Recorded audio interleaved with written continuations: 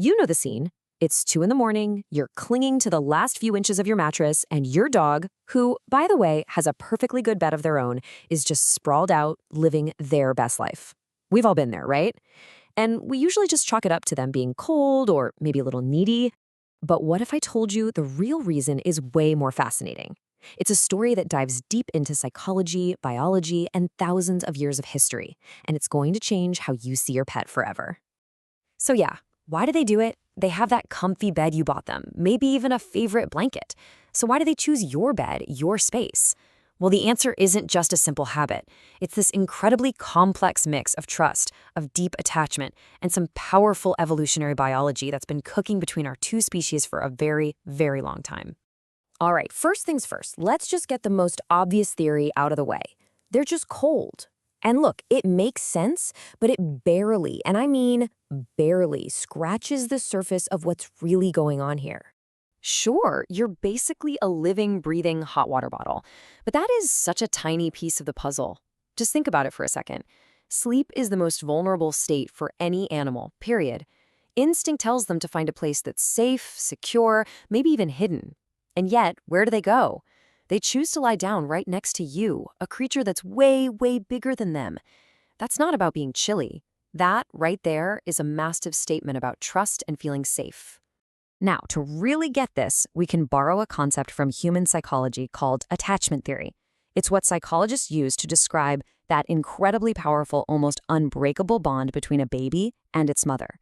And some brilliant researchers over at Eötvös Loránd University in Budapest had this amazing idea. What if we use that same framework to understand the dog-human bond? And when they did, the results were, well, they were staggering.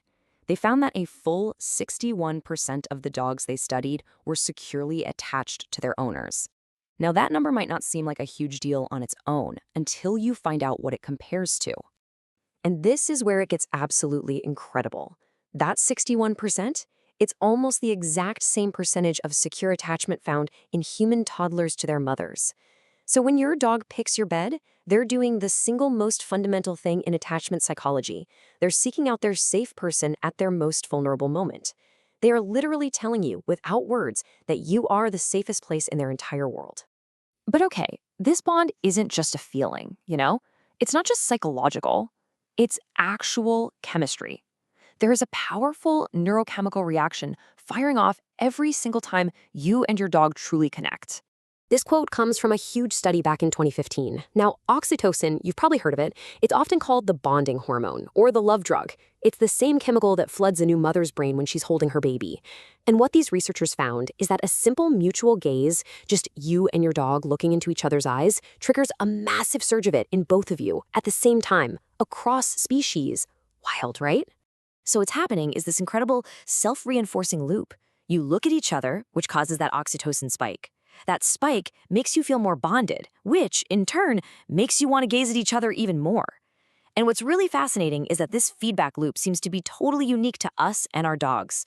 Researchers tried the same experiment with wolves that were raised by humans, and nothing. Not a blip. This is something our two species literally evolved to do together. And when I say evolved together, I really, really mean it. This isn't some new age, modern pet phenomenon. To understand how deep this behavior runs, we have to go back, like way, way back. Dogs were the only animal we domesticated before we even figured out farming, about 15,000 years ago. From the absolute beginning of our story together, we were intertwined. In fact, geneticists have found that dogs have specific genes that wolves just don't have, genes that are linked with being super friendly and actively seeking out human contact. They were literally shaped on a genetic level to want to be near us. And it was always about more than just work. At a burial site in Germany that's 14,000 years old, archaeologists found a dog buried alongside humans. And when they analyzed the dog's remains, they saw it had survived a really bad illness that would have needed weeks of intensive care. Think about that. These weren't just tools or working animals. They were family. Okay, so it's a huge deal for them. But what does all of this do for our sleep? Well, this is where the science gets really counterintuitive and reveals something pretty amazing. A study from the Mayo Clinic using serious clinical-grade sleep trackers found that, objectively speaking, dogs do disrupt our sleep. All that twitching and repositioning means the data shows a lower sleep quality. And yet, almost every single person in the study reported feeling more comfortable, more secure, and more rested. So how is that possible? The feeling of safety was literally more powerful than the physical disruption. To understand why, we need to look at something called heart rate variability, or HRV. It sounds technical, but it's pretty simple. It's one of the best ways we have to measure how your nervous system is doing. Basically, when your HRV is high, you're calm and relaxed. When it's low, you're stressed out. And here it is. This is the mind-blowing part. A study from just this year found that when they're resting, the HRV of bonded dogs and their owners actually synchronize. Their nervous systems were literally co-regulating each other. When you were calm, they were calm. And this only happens in pairs that have that strong bond.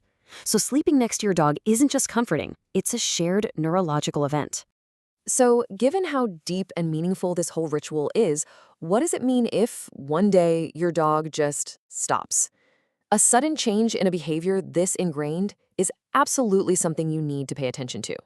It could be something in the environment, a new person in the house, a new pet, but it can also be a sign of something physical. A change in sleeping habits is one of the earliest signs of hidden pain, often showing up way before you'd ever see them limping. For older dogs, it can also be a symptom of something like doggy dementia. Remember, your dog can't use words, so their behavior is the only language they have to tell you that something is wrong.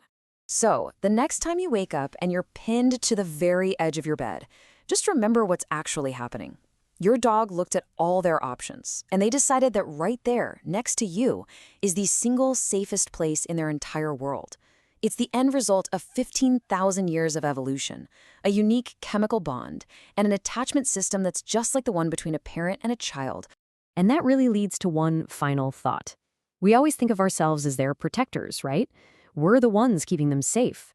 But when you really look at the science, the synced-up nervous systems, the lower stress, that deep sense of security they give us when we're at our most vulnerable, it really makes you wonder, after all this time together, who is really keeping whom safe?